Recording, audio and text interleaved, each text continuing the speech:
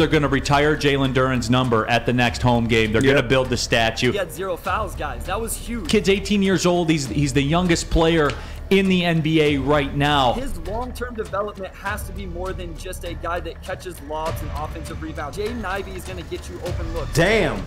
I didn't know he was that fast. It's a very exciting time for Detroit Pistons fans. I want him to make the play-in game. And as promised, right now, we like to welcome in here to Big D Energy, our guy Bryce Simon, one half of the Motor City Hoops podcast that he does with Ermanni Sankofa of the Detroit Free Press as well. Bryce is my guy. Sits down, watches more film than anybody in the history of the media. I will say that, Terry. Unbelievable. Yeah. I know you watch more than me. Absolutely. Bryce, appreciate you tapping in, my friend. Look, we have to talk about it. Spencer's calling for it already. I believe they're going to retire Jalen Duren's number at the next home game. They're going to build the statue. No, but for real, what jumped out to you when you did film breakdowns after the draft? Why is this guy ceiling so high? Yeah, I've been super high on the ceiling, Neil and Terry, and he honestly surprised me in opening night. He's been better here. He was better than I thought he was going to be initially. I love the long-term ceiling. This kid is skilled, and he's not going to show it yet, but he can pass. He's going to develop a jump shot. We saw some of the defensive stuff. We saw him improve from preseason to this opening night game. It's a very exciting time for Detroit Pistons fans, and Jalen Duren has just, exploded that excitement as Spencer's already putting him in the Hall of Fame. No, he is. He's already locked and loaded and ready to go. What about this, Bryce? And let's just get this out of the way because we're calling for the number to be retired already. As far as, and I don't want to say deficiencies, kid's 18 years old. He's the youngest player in the NBA right now. Some of the things, some of the concerns, and I would have those concerns about any 18-year-old coming in to the NBA. As I've talked with Terry before, the pick and roll, it's as old as time in the NBA. It is a tough play to figure out how to defend, especially coming out of college, especially being 18 years old. There is a long way to go with that. Yeah, and one thing that was impressive opening night was he had 0 fouls, guys. That was huge. He averaged a lot of fouls in college. We saw him foul in the preseason. I think he has long-term potential. I think he can switch. We saw the rim protection, so he can do drop coverage, but there's all of those nuances. And then on the other end, guys, he played in a system at Memphis without a ball-dominant guard. So he didn't get really good on-ball screen and roll reps like he's going to get with Cade and Killian and the Pistons guards. So there's going to be some nuance on the offensive end this young man has to develop as well. Well, I got in trouble on Twitter the other day, which is to be expected. New. Yep. When he plays the grown men in the league in the Eastern Conference, he's going to have to hit a jump shot now and then. So they're like, well, why does he have to hit a jump shot? All he has to do is dunk. Yeah, you can do that against Orlando, but you can't do that against Boston and Miami and maybe Chicago when they parade the grown men out there. You're going to have to do something else. Just shake it up a little bit.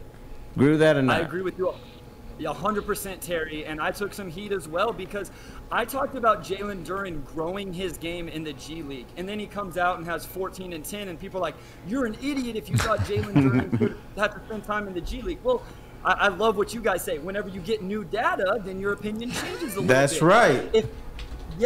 If he's going to get that usage, guys, then no, he doesn't need to go play in the G League. But he needs to be getting jump shot attempts. He needs to be getting ISO post-ups. His long-term development has to be more than just a guy that catches lobs and offensive rebounds. If that's all he ends up being, then his development path was wrong. Bryce Simon here joining us, one half of the Motor City Hoops podcast. He co-hosts that with Ermanni Sankofa of the Detroit Free Press. There's tons of good Pistons content out there, by the way, everybody. So I highly recommend it, though.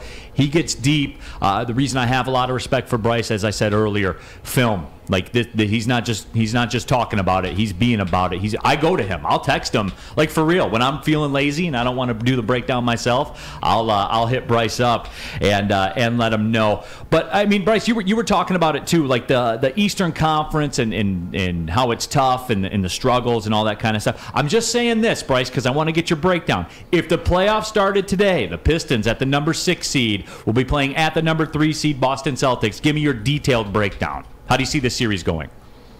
That'd be a 4-0 sweep for the Boston Celtics.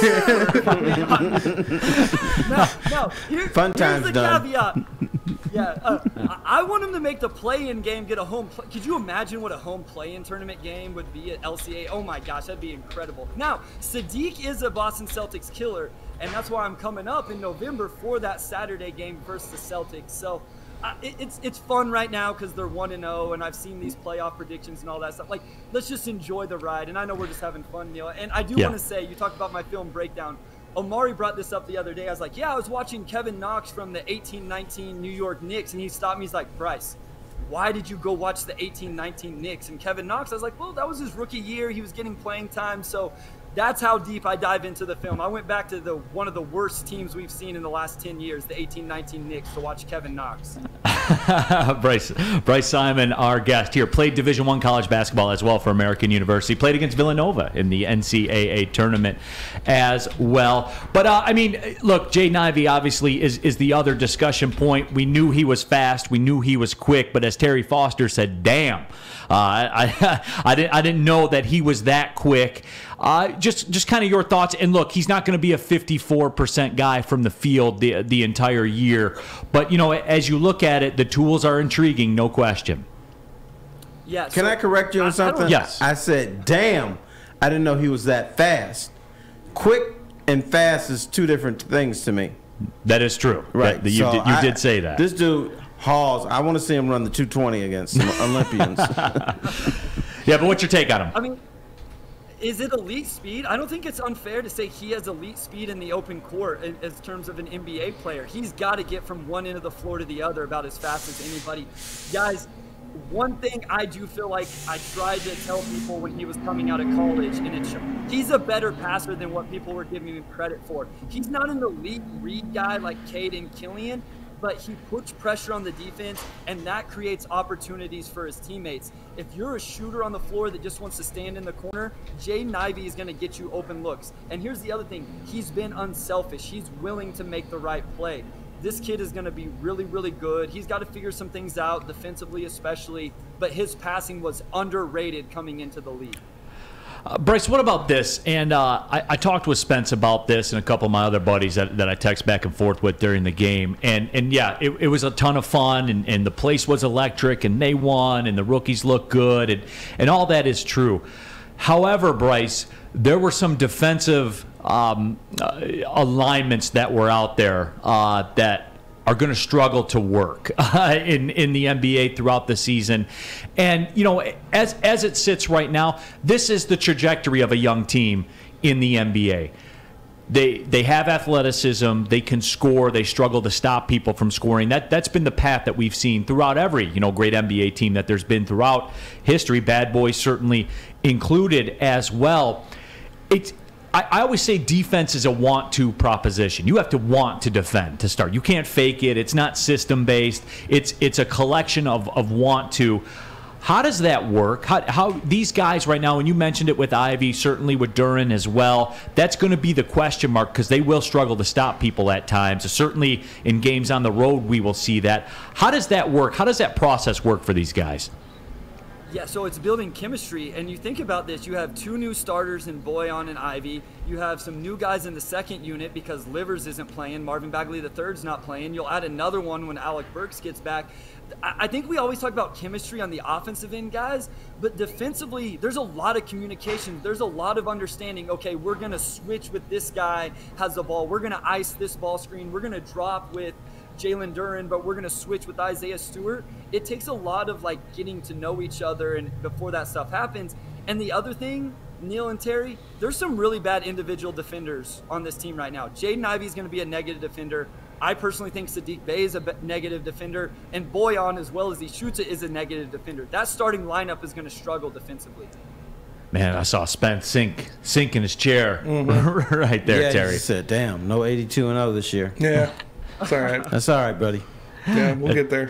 Talking with Bryce Simon here, the Motor City Hoops podcast. And, you know, Bryce, for me, and there were a couple questions here in the woodwardsports.com chat thread where, you know, they talk about Bojan Bogdanovic. Is he staying? And look, I've talked about this with the GMs in this town as a whole, and certainly Troy Weaver is no exception. This Bojan trade, and you and I texted about this too when it all went down. For me, what I liked about it, and yes, it was flashy to see him come out and knock down 6 threes. I had forgotten what it looked like to see. I'm talking about like a stone-cold NBA shooter. We haven't seen one of those here in a long time. Like stone-cold knockdown NBA shooter. It's just, for me, Bryce, the flexibility of that move. Yes, you can entertain extending him. Or, if you're not in that playoff contention, you can flip him to a desperate contender, maybe parlay it into a first-round pick, maybe another draft asset as well. Flexibility seems to be Troy Weaver's MO. I mean, he's developed a lot of it, right? I mean, outside of the draft pick situation with the Pistons owe, but $60 million in cap space next season, like, he can do whatever he wants. He can use it in trades. We saw that. That's essentially how he got Jalen Duren, guys, was he used cap space to acquire players that got him a draft pick, and that draft pick turned into Jalen Duren. So flexibility as you're building this roster out is huge. I do think there's a chance Bojan, or maybe it's Alec Burks, returns to this team, guys, because I don't think they're going to go spend $60 million outside of the roster that's already constructed. And so can you bring back Bojan on a decent contract? Now, if there's a first-round pick on the table at the deadline, then yeah, you flip him and you take that first-round pick. But Troy Weaver has reconstructed the roster, and he's did a really good job of opening up flexibility while acquiring talent. Yeah, Bryce, you're my guy, man. Appreciate you tapping in as you always do. And again, follow Motor City Hoops podcast. Give them a listen. Yeah, I like anybody that makes Neil smile. So you're okay by me. Yeah, because you don't, Terry. So that's why we got to have Bryce come on here. You're my guy, Bryce. We'll be talking to you again soon, my friend. All right. Yeah. Appreciate Take care. You guys. Take care.